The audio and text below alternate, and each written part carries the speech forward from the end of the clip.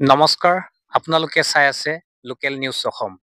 মই আবং চুৰংপি আজি লৈ আহিছোঁ নগাঁও জিলাৰ এখন অতি বিশেষ ঠাইলৈ, আমছৈ মেৰাগড় গাঁৱৰ এখন শতাব্দী পুৰণি শিলথানলৈ, যাৰ সৈতে জড়িত আছে এক অপূৰ্ব আৰু ৰহস্যজনক কাহিনী। নগাঁও জিলাৰ অন্তৰ্গত আমছৈ মেৰাগড় গাঁৱত এখন পুৰণি শিলথান আছে, যাৰ বিষয়ে স্থানীয় লোকৰ বিশ্বাস আৰু কৌতূহল দুয়ো বৃদ্ধি পাইছে।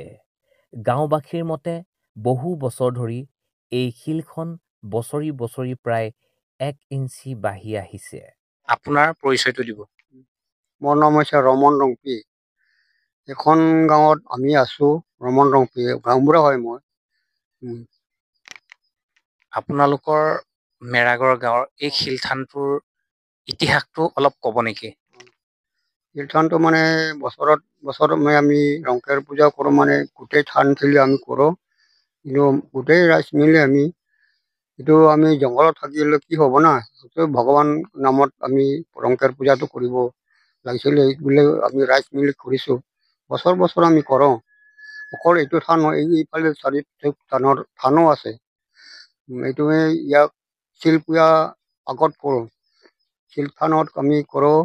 তাৰপিছত এইবিলাক থান খেলি আমাৰ পূজা কৰোঁ। এইটো এই শিলথানখন যে প্ৰত্যেক বছৰে শিলটো অলপ অলপকৈ বাঢ়ি যায়, এই কথাটো আপোনালোকে দেখিছে, সত্যনে?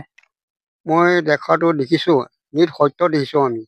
আমি যোগমাম কৰিছোঁ, অলপ এজেঞ্চি এনেকে বাঢ়ি যায় বছৰত। বাৰু কি হৈছে না, মাটিয়াই হৈ গৈছে না, ভগৱান অলপ এতিয়া মানে যোগমাপ হিচাপ আমি লৈছোঁ। কিন্তু মিছা কথাও নকওঁ, সঁচা কথা কৰিলোঁ। কিন্তু আমি জুখিছোঁ, জুখি পেলাই 2 বছৰ জুখিলোঁ, 1 ইঞ্চি এনেকে বাঢ়ি যায় পাথৰটো। প্ৰত্যেক বছৰে অলপ অলপ বাঢ়ি যায় 1 ইঞ্চি। 1 ইঞ্চি কৈ বাঢ়ি যায় বছৰত। আপোনালোকে এই থানখনত পূজা পাতল প্ৰত্যেক বছৰে কৰে, ৰংকেৰ পূজা বুলি ক'লে। এই ৰংকেৰ পূজা নকৰিলে কিবা গাঁওখনত অমংগল ঘটে নেকি? অমংগল ঘটে, কিবা নহ'লে বেমাৰ আজাৰ এনেকে হৈ যায়। গতিকে আমি ৰংকেৰ নোপূজাৰ কাৰণে আমি বছৰতো আমি মানো, এই ভগৱান আশীৰ্বাদ আমি লৈ আছোঁ। আজিলৈকে গণেশ বাবাও অলপ কম হয় জংঘল থাকি পেলাইও। বহুত নহ'লে আগতে এইবিলাক ৰংকেৰ পূজা নকৰিলে, আমাৰ থান খেলি পূজা নকৰিলে অলপ হাতী গণে অলপ দিগদাৰ কৰে অলপমান। জংঘল জেগাত বোলে আমি বছৰত ৰাইজ মিলি গোটেই আমি বছৰত পূজা কৰোঁ। আমি ৰংকেৰ নকৰিলে অলপ আমাৰ গাঁওখন মানে অলপ দিগদাৰ হয়। আৰু এই পাথৰটো যে এটা চবফালে বহুত পাথৰ আছে, কিন্তু এটা লম্বা পাথৰ এটা আছে।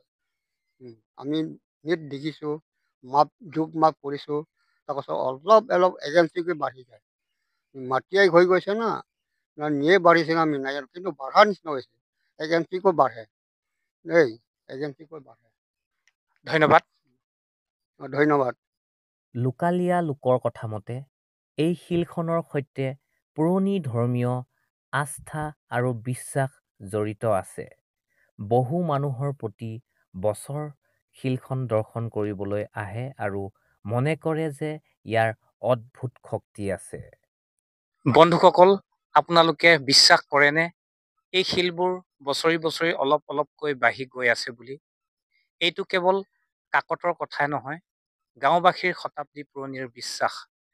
আৰু কিছুমান গৱেষকেও কয় ইয়াৰ ভিতৰত আছে এক ৰহস্য। আপোনালোকৰ মতামত আমাৰ বাবে অতি মূল্যৱান। কমেণ্টত জনাব আপুনি কি ভাবে। এই শিলবোৰ সঁচাকৈয়ে বাঢ়ি যায়নে, নে এইটো কেৱল বিশ্বাস?